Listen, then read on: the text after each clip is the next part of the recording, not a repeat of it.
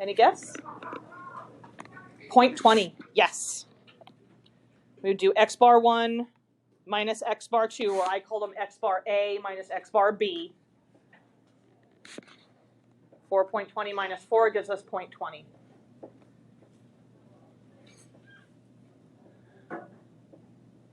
So what would we use to represent the parameter? Mu1 minus mu2 or mu A minus mu B, depending on exactly how you chose to write that. And what would that mean here?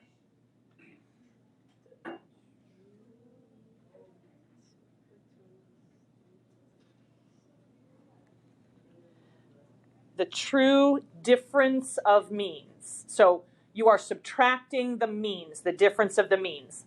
The mean difference, I know sounds exactly the same, but the mean difference is the average of the differences. So you have a whole bunch of things after you subtracted, and then you average them. That's a mean difference.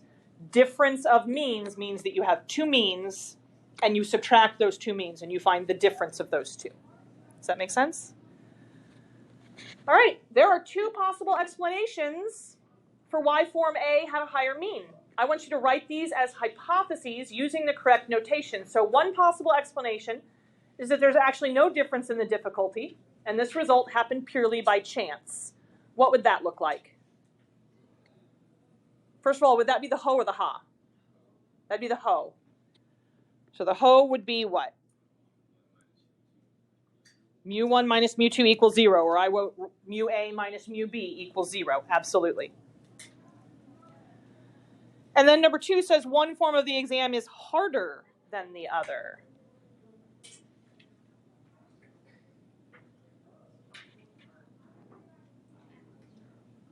Does not equal 0. Yes. We're not saying that form A was easier. We're not saying that form A was harder. We're just trying to find out whether or not there's a difference in the average scores between form A and form B. So far, so good? All right. Now all those little rectangles that you cut up. We are going to assume, number 1, we're going to assume the ho, that there's actually no difference between these two. So if you got a 3 on form A, you would also get a 3 on form B. Or this says if Doe, that's supposed to be Doug, not Doe. If Doug scored a 5 on form A, then he would also score a 5 on form B. He's a 5 no matter which form he gets. So with that assumption in mind, I had you guys cut out all of the scores from up above. What was printed in those two tables, that's what you had on your paper with all those little rectangles. And we're going to mix them all up and separate them into two piles, and we're going to call one pile form A and the other pile form B. Because remember, if you're a 3 in one, you should have gotten a 3 on the other one no matter what. That's our assumption that we're leading with. So I want you to take your right-hand pile, whichever one is on the right-hand side, or if you stack them one on top of the other, then go with the top one. That's going to be your form A's. I need you to calculate an average for that one. You can use the list in your calculator, or you can just add them up and divide by 15. But I need an X bar for your form A's, and then you're going to do the same thing for your form B's. Then you're going to subtract those two. And finally, you will come and put a single dot up on the board.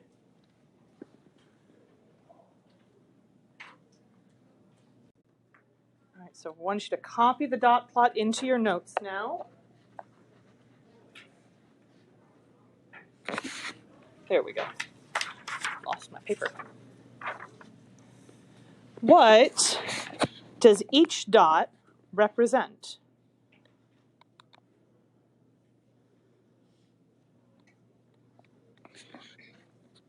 Let's think about what we did to get those dots. Where did you start at? What did you say? Sorry, I just couldn't hear. We started with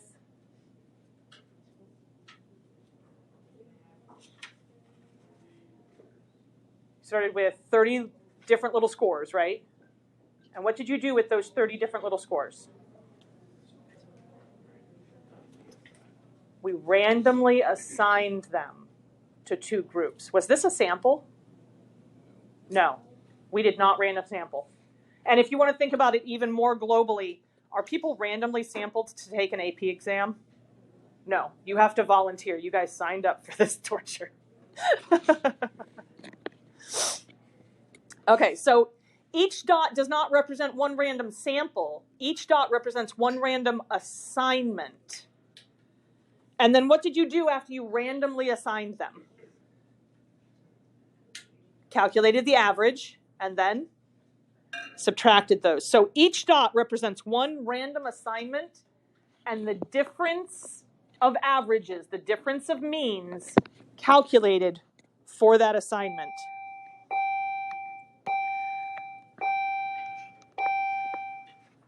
Ooh, that's big. There we go. This graph that we just made is not the sampling distribution of X bar. This is the randomization distribution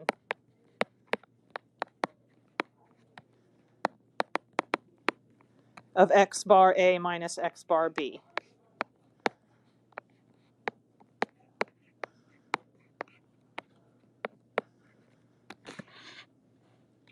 Do you think that this is the complete randomization distribution? Is this every possible different random arrangement of those 30 numbers? No. So this is actually just part of the randomization distribution for this. We only have our 16 dots here. All right, so we want to see if this gives us convincing evidence that one form of the exam is harder than the other. So what was our X bar? Or not X bar, but X bar A minus X bar B. 0.20. Okay, so that would be right here. Let me find a good color to do this in. Right here. So I'm looking at that. But that's just one tail, right? So if I go look at the other tail, because I just want to know if they're different, where would I put the other line at? Negative 0.20, yes. Because remember, our null hypothesis was what? That there was no difference, that the difference equals 0. So I want to be as extreme on both sides. Yes, give me just a moment. So let's figure out how many dots we have captured here.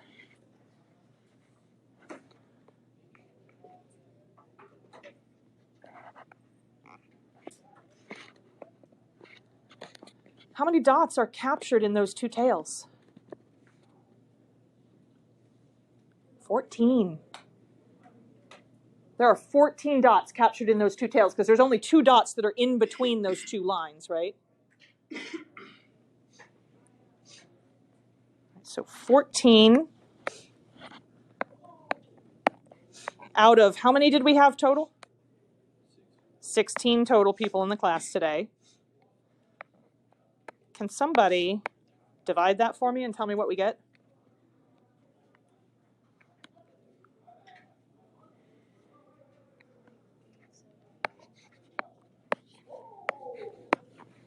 That is from simulation, our p-value.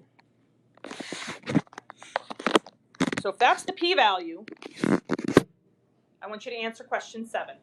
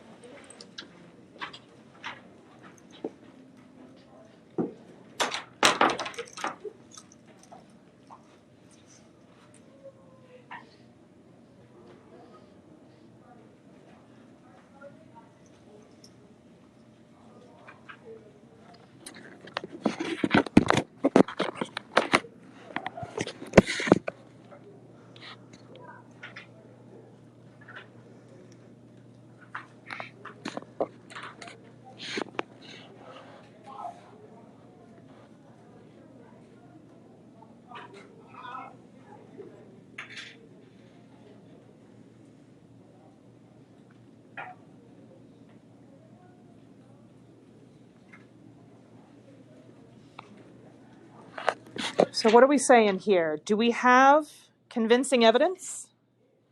No.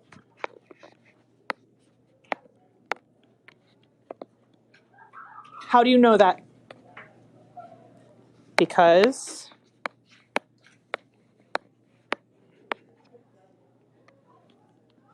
.875 is, I'm sorry, I cut you off there, is greater than 0.05. We reject or fail to reject? We fail to reject the null.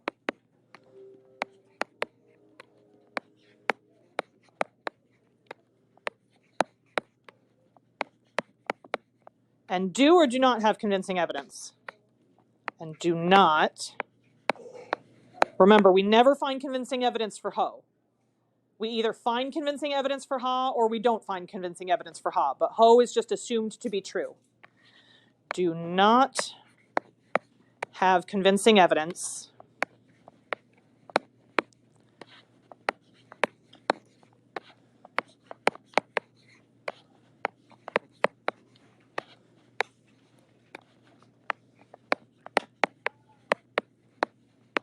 of what? What were we looking for evidence of?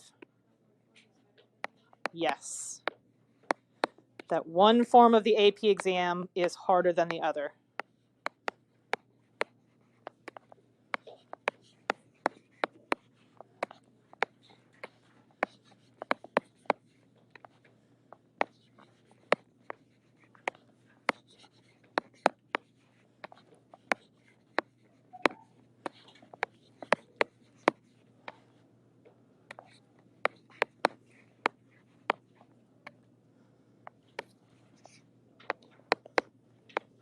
There's one final thing that I would like to see in the conclusion. Usually we do it up above when we're defining mu A minus mu B or mu1 minus mu2, but there's one more thing that I'd like in the conclusion. The direction. So what is our direction? What did we do? Yes, form A minus form B. Beautiful. All right. Let's flip it over to page 10. So this is just our introduction to a difference of means. Our hypotheses, similar to what we talked about yesterday. The null hypothesis is always that when you subtract them, you get 0. That's the same thing as saying they're the same. And then we have mu1 minus mu2 is less than 0. That's the same as saying mu1 is less than mu2. Mu1 minus mu2 is greater than 0. That's another way of saying that mu1 is bigger than mu2. Or just that they're not equal to 0, that they don't equal each other, which is what we were looking for. You have to define mu1 minus mu2, and you have to give the direction. So I've been hammering on this. Please, please, please, please, please do not just write the word parameter and then what you would put. I need you to tell me, just like if you're in algebra and you write x equals and then you have it representing something in a story problem, you have to tell me what mu1 minus mu2 means and give your direction. We have our 3 conditions that we have to check. Random, either need independent random samples or random assignment. We have to find a quote for one of those 2 things in the text and copy it down. 10% condition, we only check this when we're sampling without replacement. And when we have 2 groups, we have to check both groups. How many groups did we have this time originally? We had 2 samples. We had 1 sample from Form A and 1 sample from Form B. Sorry, random assignment, not samples. We had a random assignment for Form A and a random assignment for Form B, but we had these 2 separate groups. So we would have to check each one of those groups with our 10% condition, and we would have to check each one of our groups for the normal or large sample condition. If we don't know that the populations are approximately normal, and if we don't get our central limit theorem, then we have to look at the sample data. We have to look at the sample data for each group. I'm going to give you guys, let's take about 5 minutes because it's only the choose and check. I want you to pretend that we were doing all 4 C's on this and I've asked you to just do the choose and check. We've done part of this, but I want you to treat it like a formal significance test problem. All right? So take 5 minutes and do choose and check.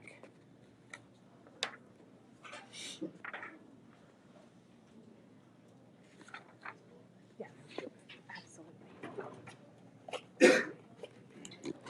You're welcome.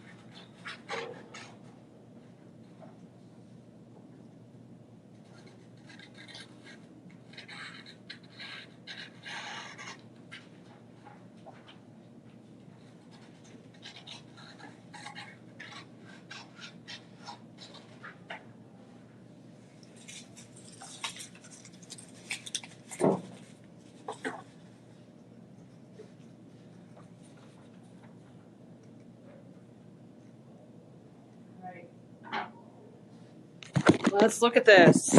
What procedure would we be choosing here?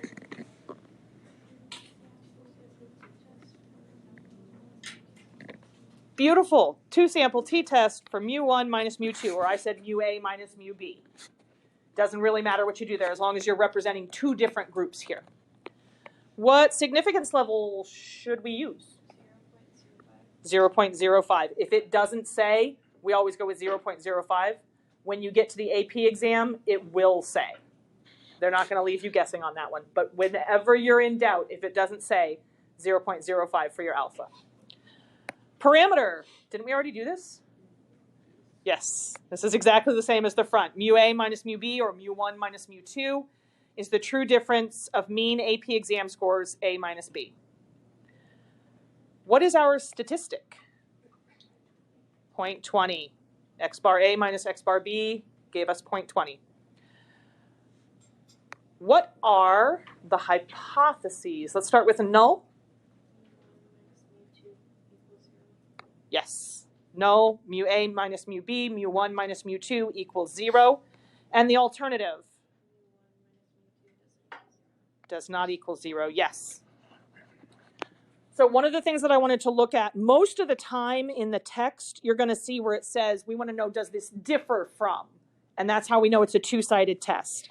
Here we just wanted to know if one form is harder than the other. We didn't say anything about form A being harder than form B or form B being harder than form A. We just wanted to know if one was harder than the other. That's why we're doing a difference here. And do we have any evidence for Ha?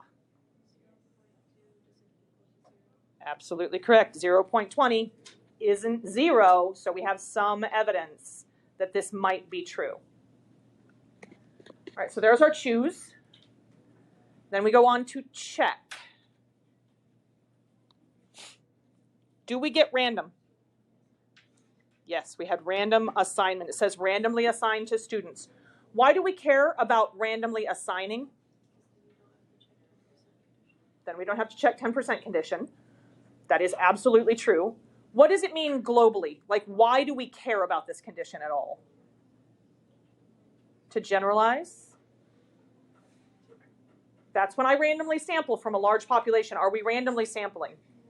So we're not going to be able to generalize to the whole population. It's not like I could generalize these results to all the students at Pike High School, because I didn't randomly sample from all the students at Pike High School. We just randomly, well, we didn't randomly sample. We randomly assigned the people that were already volunteering for a specific course a form of the exam. Yes, to determine causation. And I'm sorry if I kept talking over you. 10% condition. Indira, you already hit this one. We don't need it because there's not sampling. There's volunteers. Normal, large sample. Ooh, I like that you did that, but no. Let's actually go ahead and write that down.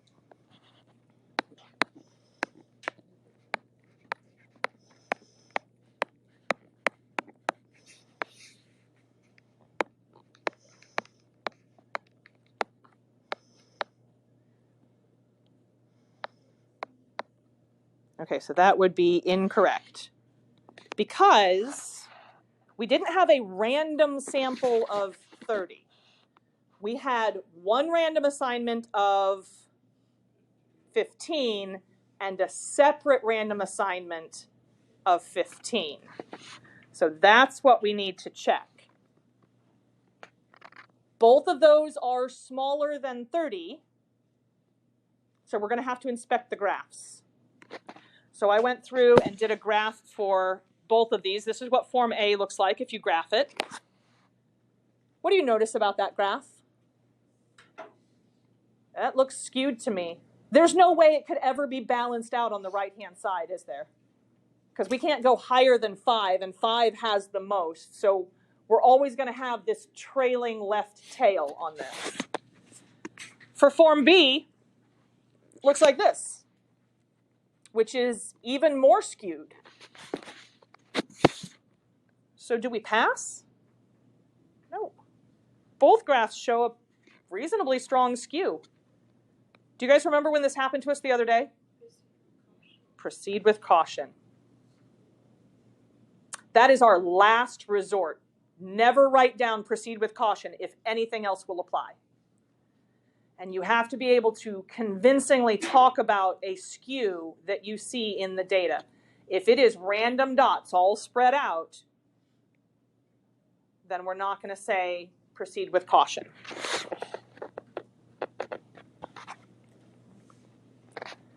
Very, very nicely done. New homework is due on Wednesday. You had a question? When you've done the temperature thing in the past, Mm-hmm. when would you get proceed with caution? This was the first year that I had proceed with caution on that one. It was really interesting. And actually, in 6th period, I combined your data with 6th period. Everybody, all 20 students were there, so we had an N of 34.